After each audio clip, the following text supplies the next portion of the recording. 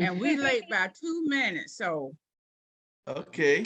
I say 2 minutes. Okay. that's right. We don't do the whole 9 o'clock hour. Yeah. Okay, congratulations. I'm here. All right, well, we're gonna go ahead and get this started because I hate being late. I Thank like you, being on please. time, and we don't want to waste anybody's time on a wonderful Thursday night. Welcome Amen. back, everyone. Welcome to Upscale Love for You. This is one of your hosts, your favorite first cousin, Bobbie G. Now, I'm coming to you live from Jacksonville, Florida. Live from Jacksonville, Florida. And we have another great show lined up for you tonight. And man, let me tell you, it's a lot of things that's going on. But first, we want to thank everyone that has sent in the emails, the text messages, and the phone calls to Upscale Love for You. And their number one question they have been asking, what is Upscale Love for You and what is it all about? Upscale Love for You is formatted to entertain, educate, facilitate self-help, self-love, and everything that you want or wish to know about love, relationships, dating, marriage, and etc. Upscale Love for You often uncovers hot topics and sensitive issues from tales of singledom to parenting struggles and everything in between. So whether you're actively seeking direction or looking for ways to just pass the time or even looking for a good conversation, Upscale Love for You is here. Now, with that being said, I would like to introduce to you the people that has made this possible. The one, the only, I'm talking, when I tell you fabulous, she is fabulous. Miss Muriel Bacon coming to you from the GA. Talk to us, Dr. Fabulous. Well, hello and welcome everyone. You know what? Every Thursday, I get excited. I say, oh, it's Thursday. Let's get it started. And so with that being said, I would like to welcome each and every one of you. Don't let this be your last time coming to Upscale Love for You. I'm originally from the 305, but I'm doing it great here in 912. So welcome everyone. I'm gonna turn that back over to my favorite cousin, Bobbie G. All right, Dr. Fabulous. And next we have our next host, Dr. Feelgood, my brother from another mother with a voice like no other.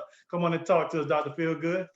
Hey, you know it's Dr. Feelgood with the smooth butter voice, the lady's choice. Ooh. If you're driving me, I'd be a Rolls Royce. Woo! Coming at you. Coming at you. All righty then. 703/571, originally from the 718/212. I bring a comedic, sometimes light take to the show. We get serious, we get happy, we get sad, but all the time we have excitement. Last week's show, I wish you had been there. It's actually part one is actually on YouTube as we speak. So if you want to go see that, subscribe, hit the like button. We're gonna take this thing to the stratosphere. I'd like to thank everyone who's here tonight, everyone I invited, everyone that the other two hosts invited, and knowing that, check your chat box. I'm putting in information as we speak so we can have a good time and a good place. You're in the right place at the right time. Hopefully you got the right uniform on. I prefer naked, but unfortunately, FCC. Now back to you, first cousin. Hey, with that being said, I'm glad we have restrictions and regulations, but we don't want to see you naked first, cuz. I mean, you got me calling you me. Man, I'm all messed up right now. And me, I'm your host, favorite first cousin, Bobbie G, coming to you live from Jacksonville. And yes, we are excited about everything that's going on with Upscale Love for You. We've been having so much positive feedback about what's going on, and the questions keep coming in. And with that being said, I'm going to go ahead and start with the first question. But wait a minute. Make sure you check the chat box. You have the email that's listed below, upscaleloveforyou@gmail.com. That's upscalelove, the number 4, the letter U @gmail.com. Now, the first question that's on the table, one that's kind of near and dear to my heart. We're going to talk about child support. What is considered to be a fair amount? What is considered to be a fair amount when we're talking about child support? Mr. Malik, I'm going to start with you.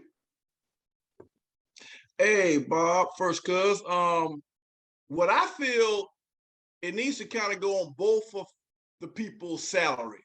You know, if I'm making $60,000 a year, she's making 85. Okay, let's look at both of our salaries. Don't try to put me through the ringer, making my life miserable and everything like that. We both had the kids together. It wasn't, they didn't ask to come here, so we need to both put our equal parts out, look at our salaries, like I say, and go off of that note. That's how I feel about it, Bob. Right. Well, you know what? That it would be great if a system was set up like that, but we know that it's not. Anson, give me your thoughts on it.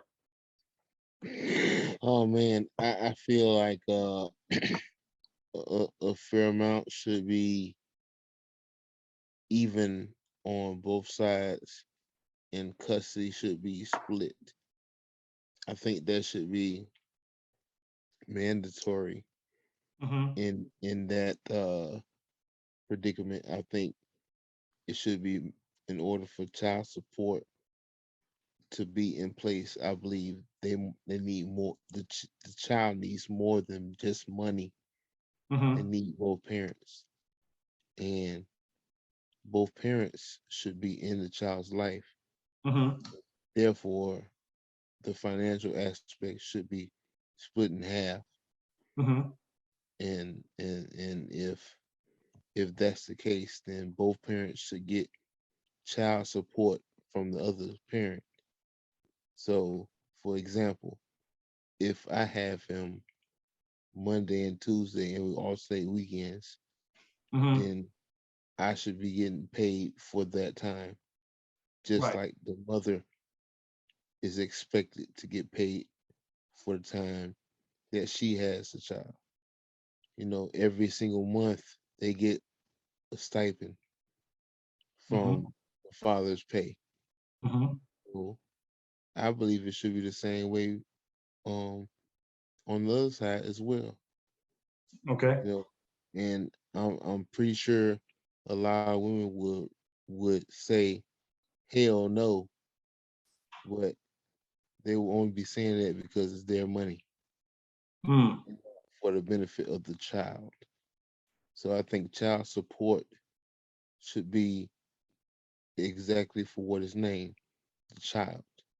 Child support. Okay, here in the state of Florida, there's been some changes, and I don't know if this is nationwide. Hold on one second, please. For Dr. Feelgood, Dr. Fabulous, if you are able to allow people coming in to they're trying to get in, from what I'm understanding, do you have those capabilities to let someone in? They're in the waiting room? I do not. You do not? Okay. Okay, neither do I. So I don't know what's going on. I don't know what's going on because I don't see anyone in the waiting room. Right, neither do I. So they might be in the wrong chat. They might be in the wrong one. They may be in the wrong one. Okay. Let them know they're in the wrong one. Okay, but with that being said, here in the state of Florida, there's been some changes to the child support laws as far as where the money should go. And from what I understand, they're putting the money right now on cards. So the mother can only spend, or excuse me, the custodial parent can only spend the money on things that's designated for the child. For instance, whether it's clothing, whether it's certain types of food, you can't go in and get steak and lobster from Publix and use this particular card. You got to get food that's considered normal food that's going to be for the child. So the question on the table tonight is child support. What is considered to be a fair amount? Can I answer? Talk to me.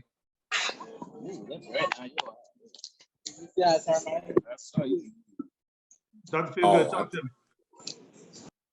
Okay, hey, check this out. Here's oh crap. Here's my take. Child support is a hustle, really, because when you get the state involved in anything, things don't always go the way they're supposed to. There's two issues with that.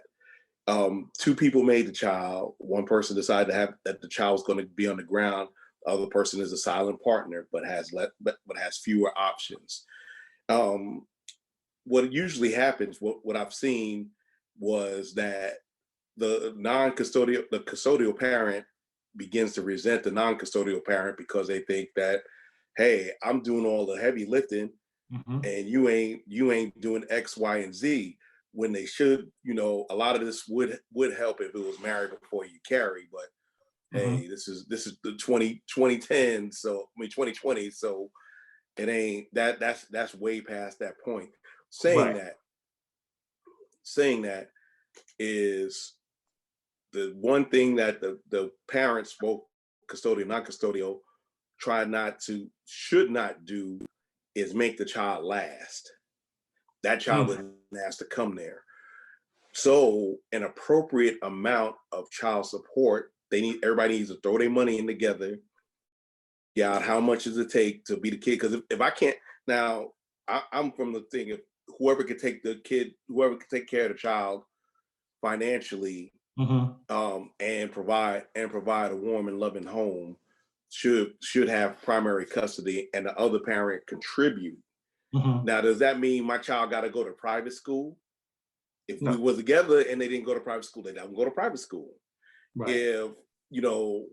If my children go on vacations don't go on vacations every year, they don't go on vacations. It's just live with. The problem is we as Americans do not live within our means. Okay. We want stuff, but we don't want to have the discipline to understand and save for our future. That's why, especially us as Black people, we only have about $5 in net worth. I'm talking a Black family. $5 in net worth for a family. Where did you get that from? That's what I want to know, because I'm trying to figure that one out real quick. That's from the Census Bureau. Well, I guess they missed my family. I'm saying, that mean if you take all the Black families in the country and you add up all their wealth, it comes out to about $5. White people got $116,000. Okay. Average. So gotcha. What I'm saying is that we are deciding that we want our flowers now, instead of, hey, let's set up our kids for success. My parents set me up for success. I ain't like it when I was going through it. They were tough on me, but they understood that they wanted me to have more and have access to more than they had. Right. And we should pass that along to our children. We don't. But before I go on a tangent, I'm just going to say that an equitable amount should be what the person can actually afford. Because what happens is some people try to drain the other person to punish them for not being with them. Right. And that's wrong. The child is not property. The child is not a bargaining chip. The child is a child, a human being. And if we think of them as human beings and that they need both parents, hell, we were cool enough to lay down with them. We need to be cool enough to make sure that child has the best opportunity. Because if we don't, the system ain't gonna care. Right. And that's all I got. I'm sorry. No. I'm glad you gave us that insight, especially from the statistical. I can't speak. Maybe it's just wine. I won't blame it on this alcohol. The statistical standpoint of it, we definitely appreciate that input. And Malik, you can laugh at me now, but you know it's true. Sometimes you take a sip and you be like, whoa, wait a minute. This is a little stronger than I thought it was gonna be. But we're gonna keep on moving forward. Now, when we're talking about the primary or the custodial parent, they're normally the recipient of the funds, the remuneration when it comes to the child. Okay, and the men, they're normally are the ones that end up paying. And the question is, what is considered to be a fair amount? If a person is paying $2,000 a month for child support, is that really going for the child, or is that going for the lifestyle of that mother of that child that she want to maintain for that child? Now, I'm asking all of the men first specifically, because normally the men are the ones who are having to pay and the women are the recipients. I'm gonna come to the women, but I want to make sure I get all the men, their response to this here. Mr. Wilson, come on and talk to me. Mr. Wilson, are you with us? Okay, well, we're gonna go to Dr. Fabulous then. Come on and talk to me. Oh, child, I was waiting for this. As far as a fair amount, I don't have a problem with it going straight down the center for the care of the kids, so to speak. But majority of the time, like they say, the custodial parent is with the child 24/7. And yes, you have marriages that go on the outs and people get divorced every day. But the child should not have to lack, because if we was living in a mansion when we was together and we go to separate ways, Me and my children still want to live in that mansion. We still want to eat crab legs. We still want to eat ribeye steak. So that little card that they're giving y'all in Florida, that wouldn't work for Dr. Fabulous. And also, I can talk from experience. My son-in-law has three, well, they're adults now, but he's raised his kids from the age of 2. When him and his wife got a divorce, the kids were given to him, and she had to pay him child support. So it's not always the mothers that get the child support. Sometimes you have men that want to care for their child. And like Dr. Feelgood said, whichever parent has a better, comfortable lifestyle where the children can be healthy and have a wonderful family life, then that's who the children should go to. But I do believe that it should go straight down the middle, because in the state of Georgia, my cousin, he got a divorce. And what his wife did, which was just so nasty, she played like she got hurt on work, because in Georgia, oh, it's straight down the Cinnabon. That's the way it's supposed to be. She played like she got hurt on the job. So of course her check was going to be smaller to almost pennies. And when they went to child support, of course, my cousin was hit with the larger sum because she didn't have anything, because she was out on sick leave or whatever it was. But what I always talk to him and gear him up. I say, oh, boo, go on back, put it in that you all need to go back for an update on your child support, because she's back working. I say, don't let her know you're going, because when they send her that paper and they pull those checks, they can see, so that you can, your child support can change. Because when I tell you for one child for him, and like I say, it depends on the lifestyle that they're living, because the courts don't care. He still have to pay her. I think she gets like $1,400 for one child, one, every month. So yeah, well, I'm sorry, go ahead. I remember reading a few years back, I forget what country it was, but they actually do child support quite differently. They have a set amount that it typically costs to raise a kid, you know, whether you're whatever financial class you're in. They've determined, you know, it may cost $300 a month to raise a kid at the age of 13 or whatever that age may be. And they divide that cost between both parents. So whoever is keeping the child the majority of the time just, you know, wouldn't need to pay that. But the other parent would be responsible for paying their half. And I think that, in my opinion, would make more sense than basing it off of income. Because I think most parents probably do over and beyond. Most parents that want to be involved with their kids, I would think, would do more than just what the court orders, you know. Right. I think also the problem may come in if you're the custodial parent, and let's say, for instance, the non-custodial parent have a better situation than you, and there may be a little jealousy that's going on and taking place, and you try to use the kid as a pawn for your own personal benefit. You may say, okay, I'm going to hold it. I'm sorry? I said I'm definitely experiencing that. Yes, you may hold the kid as a hostage for the most part, where, well, you can't go see daddy this week. The baby is sick this week, so he can't show up for the visit because you didn't do something for the kid, or you didn't react like the mother or the other parent thought you should have reacted. So sometimes the situation, even though the courts may prescribe a certain situation or a certain, okay, these are the rules that's going to take place. The timeshare is 50-50, and you know, you get them 1 week and you get another week, and there's no child support. The week that the kid is with you, you take care of them. The week the kid is with the other parent, they take care of them. Sometimes the court system do things like that. So it's really all comes down to a lot of the mediation and negotiation that takes place. And sometimes you may end up, from a guy's perspective, end up where you're not having to pay anything. I want to hear from the females. Is it a dream? A dream is Brian? Yeah. Yeah. Right. How do you say your first name? How do you say your first name? Andream. Andream. My apologies. Right. All right, this question is, oh, jeez.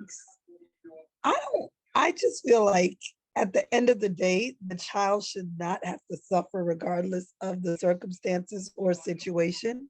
Mhm. So when you think of the fact that the whole idea that the government has to be involved and there is such a child support system, that's just counterproductive to having where it's child centered, where these two people that created this being can work together for the best outcome of the child. So when you end up going and people that go that route, I don't know if there's ever going to be anything as fair, depending on your role and your situation and how you feel about the whole instance. Because if you're the custodial parent and you're a parent who's going to do above and beyond regardless, I'm not sure if there's ever going to be a situation as to where you feel that other partner, no matter what their share is it really ever going to be fair to you when you're the one that's with that child, caring for that child on a daily, regular basis. Now, I can see it from both perspectives. You may have some custodial parents which are not the best parents, and like you said, they're going to abuse that child or use them as a pawn. So that is almost a side effect of procreating with a mate. That's like a bad choice you made in general, or could be seen as such. So unfortunately, I just feel like it's a consequence you have to live with.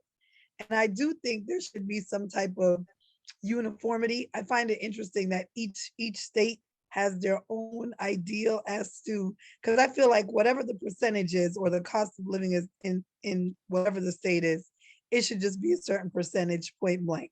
Correct. Of course, it's going to differ because some states are, some states are more expensive to live in than others, but I don't think there should be these wide ranges like, in Georgia, it's strictly down the middle, whereas when you're in another state, you can only get certain foods on the card. I think that's ridiculous.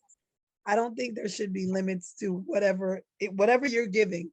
I should be able to purchase and use that however I see fit, because you don't know what my child's lifestyle may be.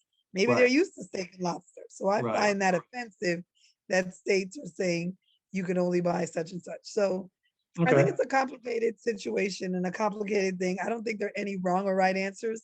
I definitely think it's a way to get different views and different perspectives on the thing, but I don't know if there's never necessarily going to be a consensus. I think this is a bigger picture where the states and the government on a whole need to look at it from the child's perspective and for as equitable as we can get it. Because at the end of the day, it's going to be a certain percentage of your income, and she might make more, you might make more, but it is what it is. Okay, I'm glad you said as equitable as possible. Okay, let me give you a scenario, or let me ask this question. Should the man have the option to walk away from paying child support, just like the woman has the option of having an abortion? No. The man should not have that option? No, Well, because they didn't unfortunately, the decide child on is abortion. already Wait, there. Dr. Fabulous, so we'll come to you. Let me, I want to get this answer.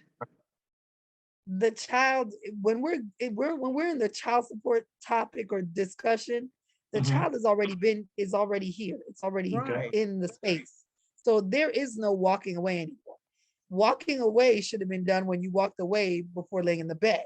So once the child has come to fruition, there's no more walking away from paying child support. I feel like regardless of whether or not you choose to or choose not to be a part of that child's life, you need to support that human being that you created. All right, Dr. Fabulous, come on, talk to us. She said what I was getting ready to say, because the baby is already here. So to talk about an abortion now, that should have been talked about the night before y'all laid down. So okay, well, maybe it was so good you couldn't get around to it. Maybe you had other things going on, you couldn't get to that topic. Actually, it's funny because I actually think that, at any point, if I would think that if I laid down with someone, depending on the circumstances, and he did not want to be a part of the child's life, I don't know that I would be hell bent on forcing him to or requiring that of him. I think that you know, as a woman, I already go into it with the mindset of if I have a child with somebody, I'm already thinking about, can I raise this kid on my own before I make the decision to go through the process, you know, and whoever my mate is that has, you know, participated in creating a child or creating life, I would hope that they would do the same. If they decide that, hey, I don't want to be a part of this, or, you know, this was an accident or whatever the case may be, as a woman, I still would make a decision based off of my income, what I can provide, and, you know, what I want to do with my body. So I think everybody has the option, in my opinion, to walk away at any point. You would hope that they would not do that. You would hope that everyone would want the child and want to be involved. But I think everyone should, you know, have the right to say, I don't want to do it. Okay, all right. Caller Wright, come on and talk to me. Are you there? I am here and I have been waiting on my turn. Okay, all right. Come on, come on. You should have raised your hand or something. Tap the No, screen or I something wanted so we can see you. because this is so close to my heart, and it's so I have a lot to say, but I'm just gonna condense it down. First, I want to say that, you know, the times that I have been on the chat with you all, the guys, I know from your responses, you're different. You're not the average. So let me just give you kudos for that, because your responses were like, you would be responsible, you think it's fair to do this, but all men aren't like you all. Right. You guys are different cloth. And another reason why this was like a touchy subject for me is because I didn't have my daughter. I'm a single mom with one child. Fool me once, shame on you. Fool me twice, shame on me. Wouldn't do that again. But I didn't have my daughter young, where, you know, people make mistakes, whatever, you know, we do things at, you know, early age and make our mistakes and we learn from them. I can learn from other people's mistakes. And so I was trying to say, okay, now I don't want to, you know, be like that, or I don't want to struggle and I want to have, you know, this. So let me pay attention and, you know, pick my mate carefully. So I had my daughter at 35. Okay. Now, mind you, when I was dating this guy, oh my God, he was just like, oh yeah, you know, you know, to tell you whatever. And we have been dating for a while. But then I started to see little signs and I was like, yeah, I'm gonna leave him alone. This mine. And so I broke it off and I was like, you know what? We're gonna go our separate ways. Unbeknownst to me, I was pregnant. So that, you know, but my thing was, when I found out I was like, oh, should I tell him? Should I not? Because really, you know, I don't want to be with him anymore, and I'm okay. And I'm in a place where I can take, just like one of the ladies on here said, I think it was Andreen said, you know, I'm going to be able to, oh no, that was Veronica. I'm sorry. Said, you know, I can take care of my own, and I can, because I've been working since I was 16. So at 35, I know I can take care of my child. Right. And I would, you know, I know the lifestyle that I was going to be accustomed to and how I was going to raise my child. Now, when he found out I was pregnant, I was working a full-time and a part-time job because I like to have my little cash and do what I want to do and, you know, splurge if I want to splurge. I had to quit that part-time job because he would come up to my job and harass me so bad that I was about to lose it. So I said, let me. He's like, no, you've worked, you know, 8 hours already. I don't want you on your feet, blah, blah, blah, blah, blah, blah. I'm like, ugh. Make a long, fast forward. He wrote out a letter, called himself, got it notarized, saying, I am going to give you X amount of dollars per month. I didn't ask for any money because that was my choice to keep my child. I didn't ask for any money. So when he said that, I said, okay, you know, that's fine, that's fair. And never got that money. But I didn't say anything. I had the letter folded up in a drawer. I was like, it's fine. If you don't give me a dime, I'm fine, because I can take care of my kid. Well, every month it was a different lie as to why he didn't have the money or give me whatever little, whatever. Okay. Not what he said he was going to give me. And I already knew, if you say you can give me $500, you can give me $750. But I'll take the 500. I'm fine.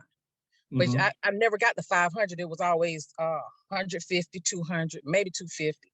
And I was like, it's fine. I didn't complain about that. But then you want to take me to court for visitation. You didn't even have to do that. So, but when you take somebody to court for visitation, guess what? Now they're gonna ask you for child support, and they're gonna put you on paper. I wasn't gonna ever put him on paper because I didn't care. That money didn't mean anything to me.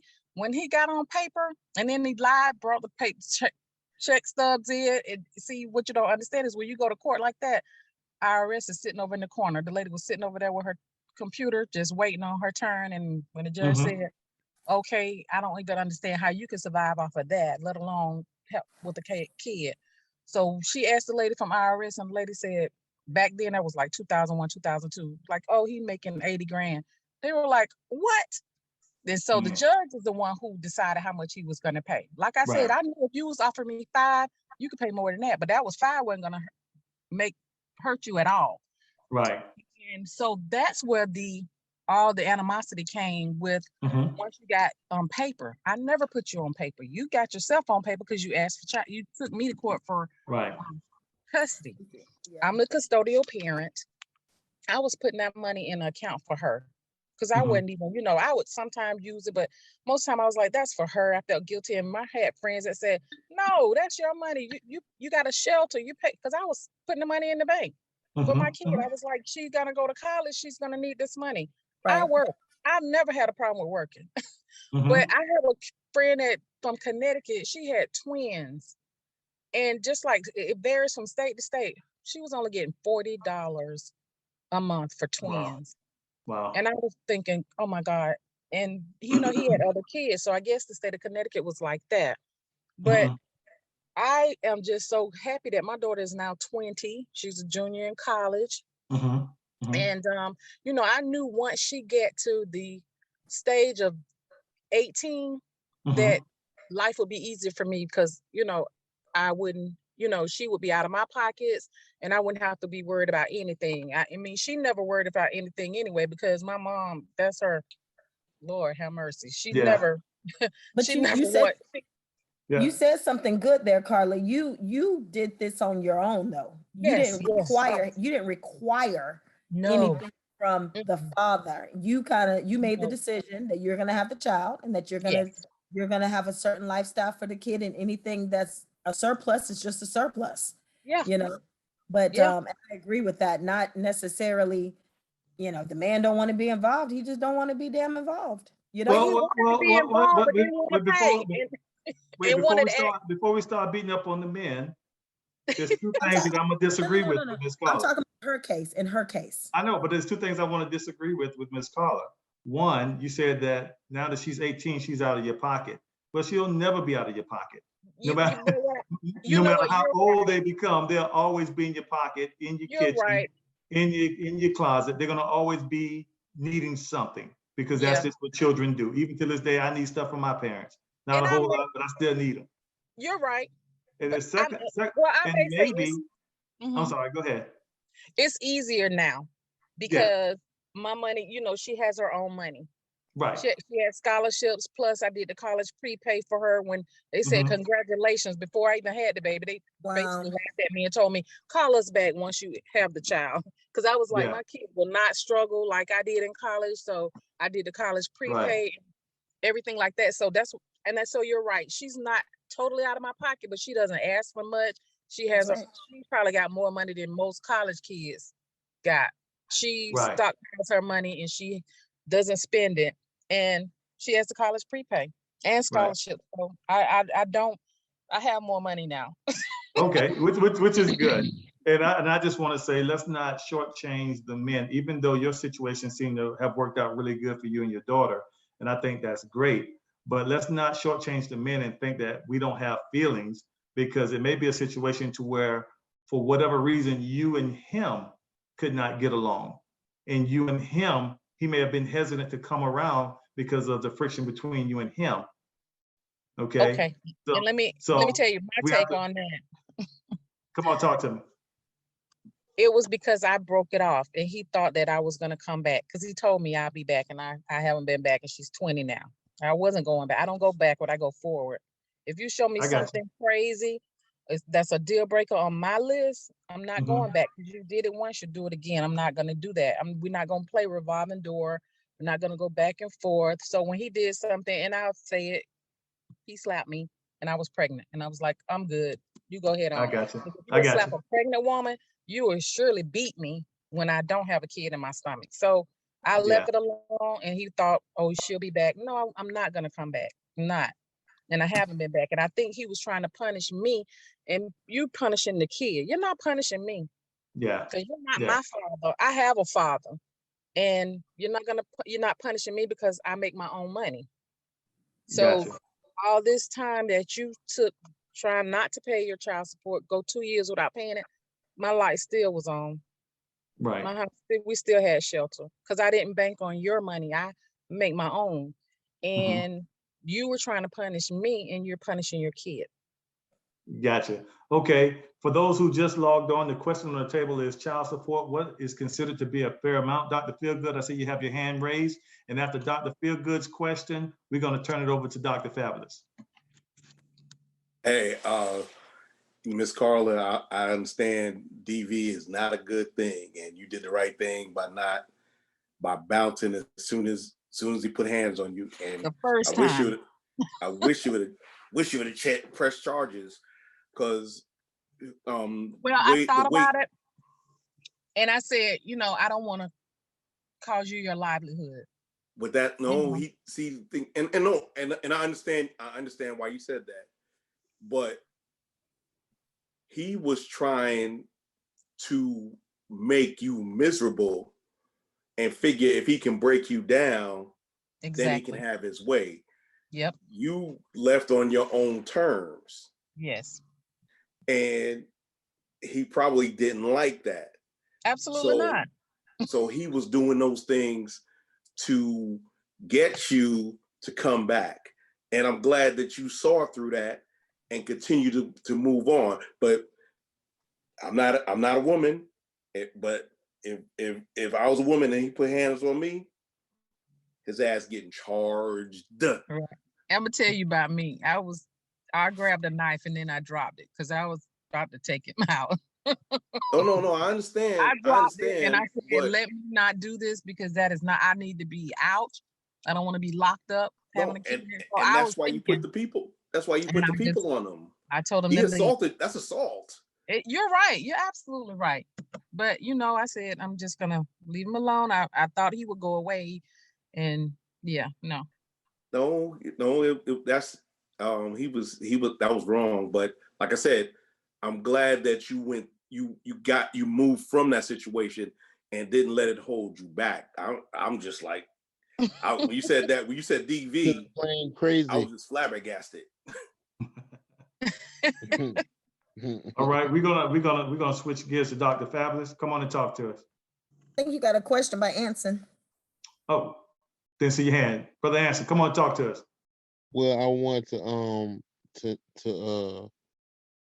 to put in a piece of information that I'm not sure that everyone is aware of, is that at least here in Florida, the government takes a percentage of child support for themselves.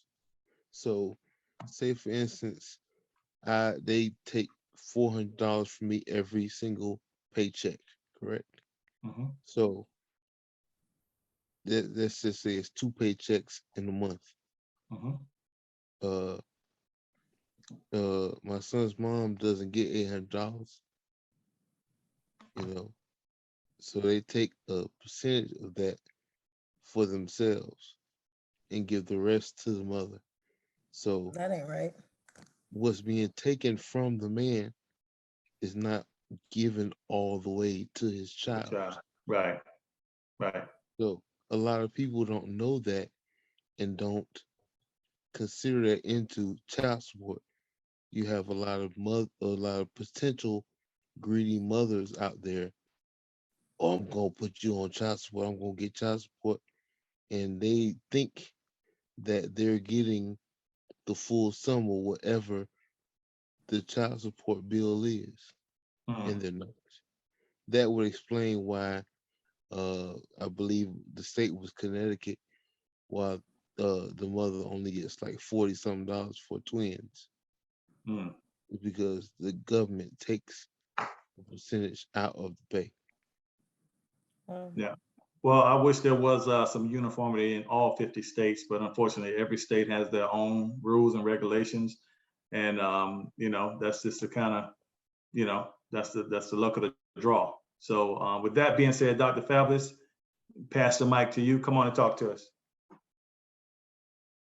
Good evening, good evening. You know, I listened to it. I thank God that I never had to go through that. And I give you many kudos to Miss Wright for being the mother. Well, you know, most of the time, most women are great mothers. I have to pat myself on the back and all that good stuff. And you have some good fathers. I'm not going to knock you in your knees, but, you know, so we're going to move on. And this wonderful question, these questions that I have this evening came from a send-in person, Black Tigeress. Some of you know her, some of you do not. Okay. Here we go. The first question of the night is, have you ever had a one-night stand? That's the first part of the question. And the second part of the question is, if you have not had a one-night stand, would you have a one-night stand? And part B, what does the ideal one-night stand look like? And I'm gonna open the floor to anyone that wants to answer that question up front. And if I don't have any volunteers, of course, you know I'm gonna call on some people. So is Well, there any? I'll Okay, go go with it. ahead, I answer. never had a one night stand. They've always come back. Okay. All right. Okay. Well, Mr. Come on back. But is there anyone on the panel that has ever had a one night stand?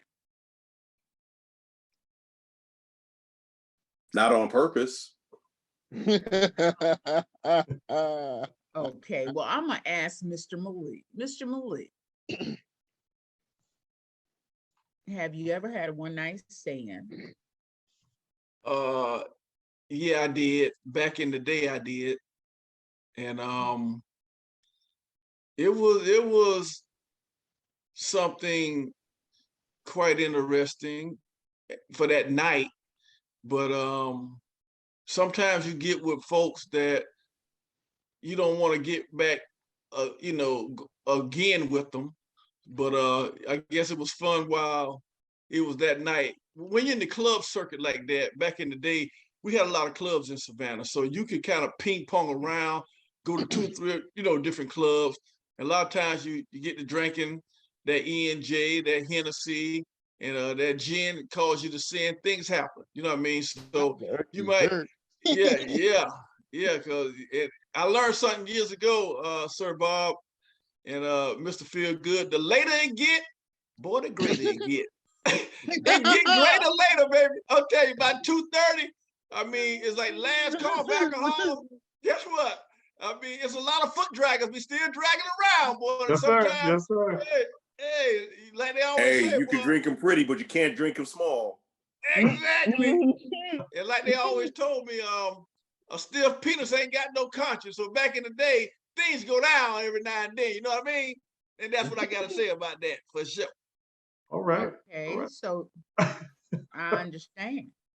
Now, is there, I'm gonna come on down to Dr. Feelgood, because sound like Dr. Feelgood and had him a rodeo show. Love Dr. Fabulous. Like I said, I ain't never had one that I meant to have. Some of them turn out to be that way. I was one and done, but that's okay though. That's life. In college, I was a serial monogamist. You know, I ain't had but one. I didn't think enough of myself. I didn't think of the numbers myself, but I would always look and just, you know, have one girl. We do our thing again and again. And, you know, that's how I was, you know, but it's too much with one night. It happens, but most guys is like, like Brother Malik said, if you out there, especially now, you just playing crap roulette with your thing. And I got platinum, so I can't be I can't be, giving everybody platinum because they don't deserve it. But They gonna always come back. yeah, but no. As much as I like variety, you can't be up there. You can't be up there creating feminies and spreading your stuff because you can catch something and then you done infected the whole population. I'm not a zombie. Okay, I got you. Well, I'm gonna slide it on over to my favorite first cousin. What was the question again? The question is, yeah,